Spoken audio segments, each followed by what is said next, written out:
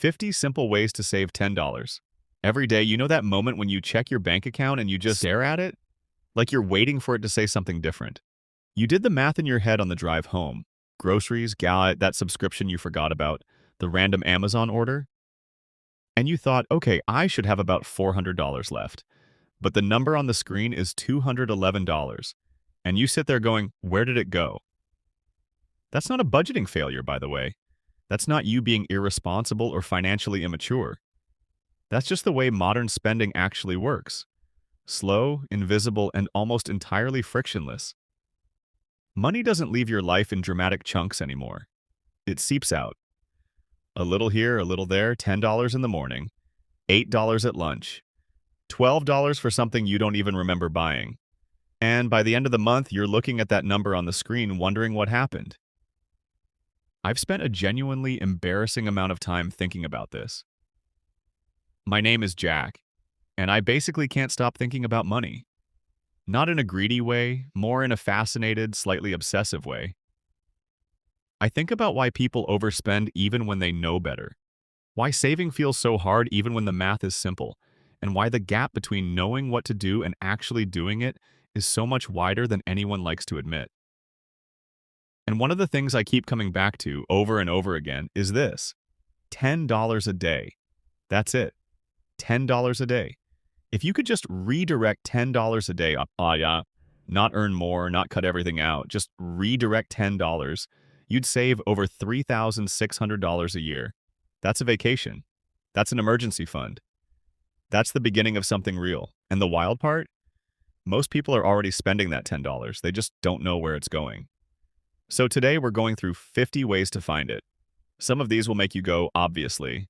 Some will make you go, I never thought about it that way. And a few might genuinely change how you think about spending altogether. Let's get into it. Section 1. The morning ritual problem.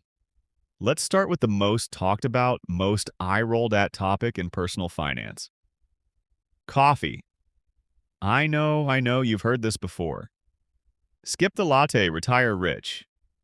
It's become a meme at this point, but here's the thing. It's not really about the coffee. It's about what the coffee represents, which is the automatic, unexamined morning spend. The thing you do every day without thinking about whether you actually want to do it. Way 1. Make coffee at home, at least 4 days a week. Not every day. That's not sustainable for most people. But 4 days a week at home versus 5 days at a cafe? Depending on where you live, that's somewhere between $8 and $15 saved.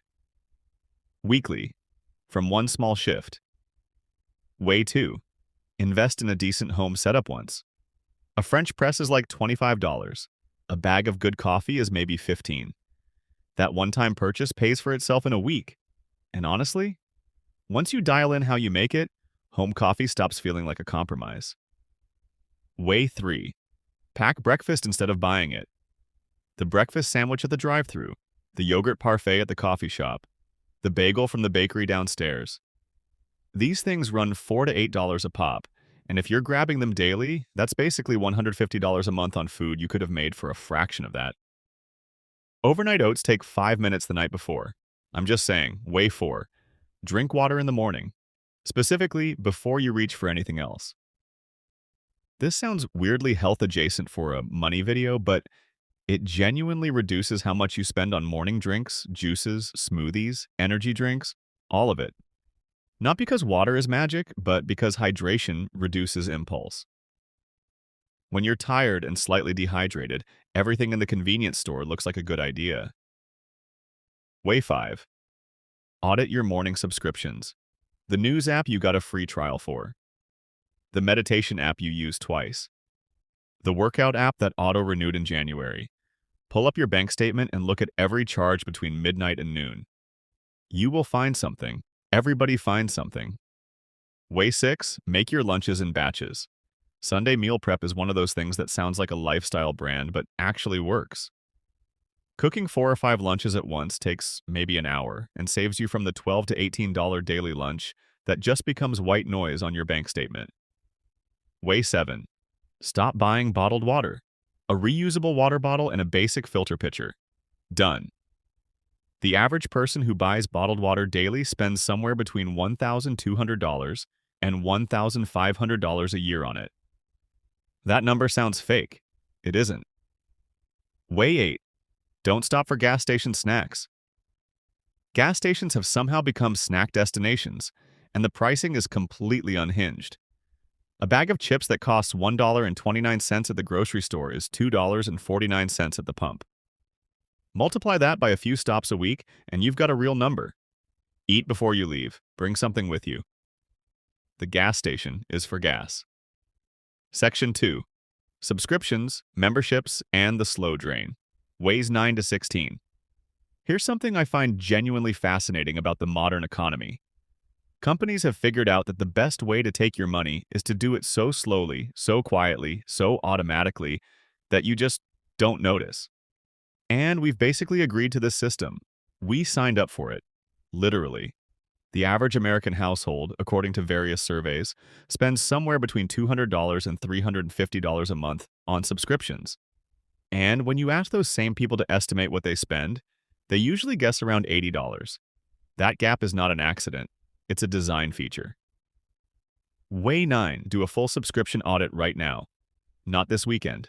Right now, after this video. Go to your bank app, your credit card statement, and your email inbox and search your subscription or you've been charged. List everything. Everything. Then ask yourself honestly, did I use this last month? Way 10. Cancel and resubscribe strategically. Streaming services are designed to be binge then cancel and come back services. Watch what you want. Cancel. Come back when there's something new. Most people keep Netflix, Hulu, HBO, Disney Plus, and Peacock all running simultaneously because canceling feels like effort. The effort takes 4 minutes. The savings are real. Way 11. Share subscriptions where it's allowed. Household sharing exists. Use it. Split the cost with a family member, a roommate, a friend who actually owes you a favor. Way 12. Downgrade instead of canceling. Some services have lower tiers that are genuinely fine. You don't always have to go cold turkey. Dropping from premium to standard on a couple of services might save you $15 without changing your experience at all. Way 13. Cancel gym memberships you don't use. I'm not saying cancel your gym membership, I'm saying cancel the one you don't use. Because a lot of people have two. Or they have one they haven't visited since February. The gym is great. Paying for a gym you don't go to is just a very expensive monthly donation to a corporation. Way 14. Use free alternatives. YouTube has workout videos for every fitness level. Your local library has free ebooks, audiobooks, and streaming. There are free versions of most productivity apps. Free doesn't always mean worse. Sometimes it just means you haven't looked yet. Way 15. Negotiate your phone bill. Call your carrier. Tell them you're thinking about switching. In a surprising number of cases, they will offer you something better. They would rather keep you at a lower rate than lose you entirely. This works more often than people think, and it costs you nothing but 20 minutes and mild social discomfort. Way 16. Review your insurance premiums. Car insurance, renter's insurance, even life insurance. These are worth shopping around for every year or two. Loyalty does not always pay in insurance. Comparison shopping almost always does. Section 3. Grocery shopping and the art of not overspending. Ways 17 to 24. Grocery stores are environments designed by professionals whose entire job is to get you to spend more money than you planned. The layout, the lighting, the smell of fresh bread near the entrance, the placement of expensive items at eye level, all of it is intentional. You are not paranoid for thinking this, you are correct. Way 17. Never shop hungry. This is so well documented it's almost boring to say, but the research is clear. Shopping hungry leads to significantly more purchases, particularly impulse buys. Eat something before you go, even a handful of crackers. It changes the entire experience. Way 18. Use a list and actually stick to it. Not a vague mental list, a real list on your phone written before you leave the house. And then, this is the hard part, buy what's on the list. If it's not on the list, put it back. That friction, that small pause, is enough to stop most impulse purchases. Way 19.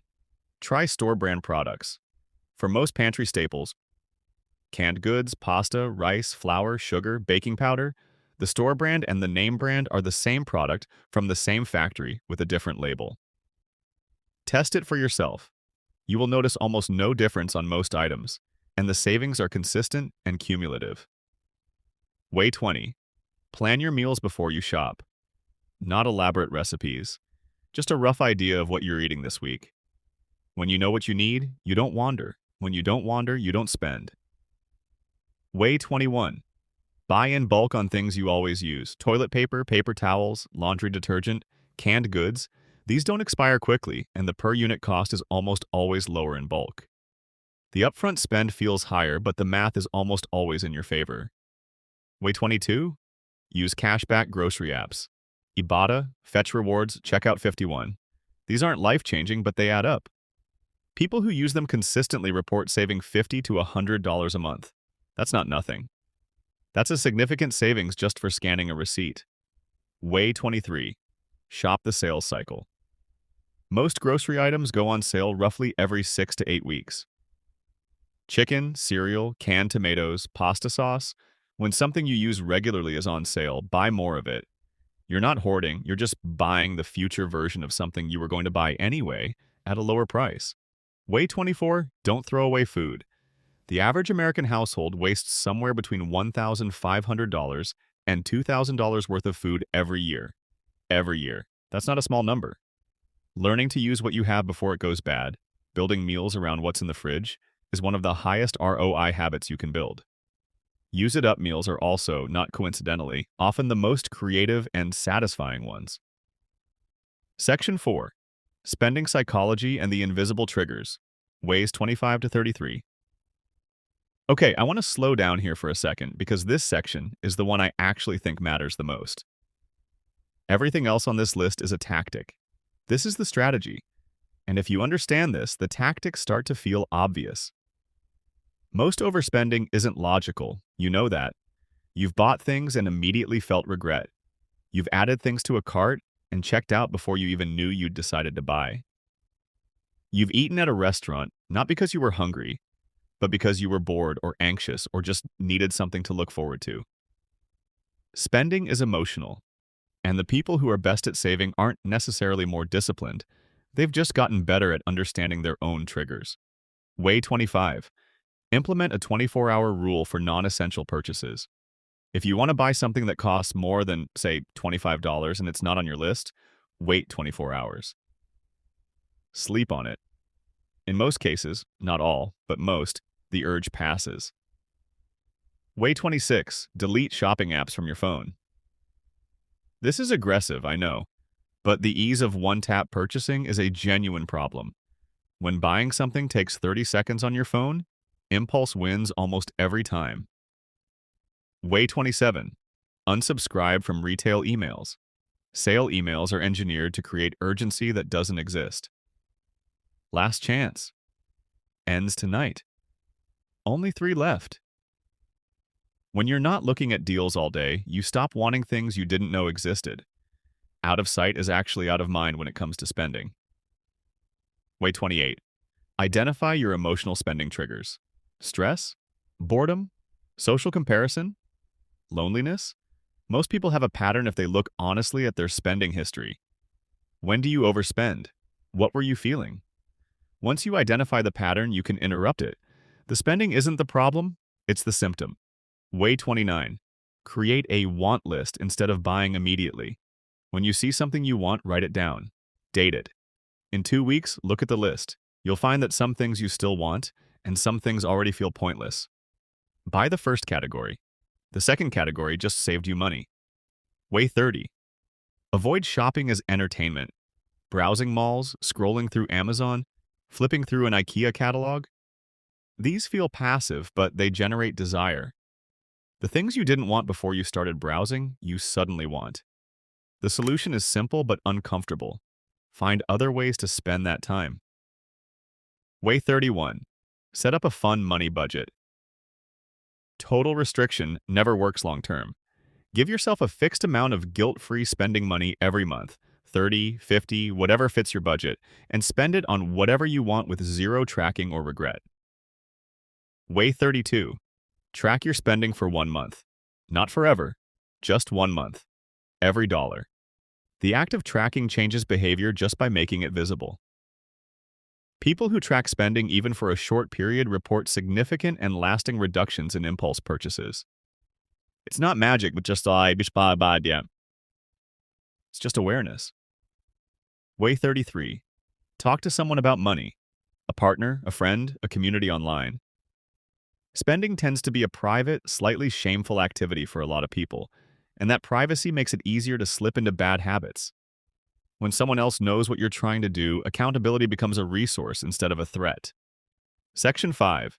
Utilities, bills, and fixed costs you're probably overpaying. Here's a category most people completely ignore when they're trying to save money, which is wild because these are the expenses you pay every single month, whether you use them or not. Way 34. Lower your thermostat by 2 degrees in winter, raise it by 2 in summer. This sounds minor. It isn't.